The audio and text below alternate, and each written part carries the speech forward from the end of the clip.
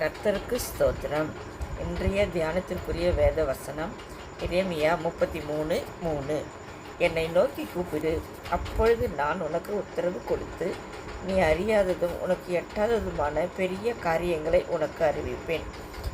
ஆம் பிரியமானவர்களே, நம்முடைய தேவனாகிய இயேசு கிறிஸ்து நம்முடைய தேவை நேரங்களில் அவரை நோக்கி கூப்பிட சொல்லியிருக்கிறார். நாம் எல்லாரும் நமக்கு தேவைகள் கஷ்டங்கள் வரும்போது எந்த மனுஷனிடம் போனால் நமக்கு உதவி செய்வார்கள்? எவர்களை கூப்பிட்டால் உதவி செய்வார்களா? அவர்களை கூப்பிட்டால் உதவி செய்வார்களா?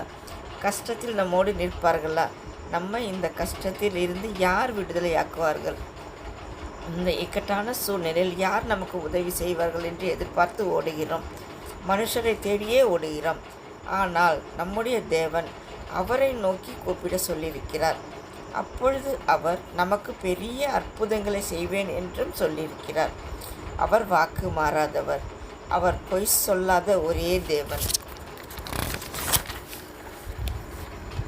நம்மேல் அக்கறையுள்ளவர்.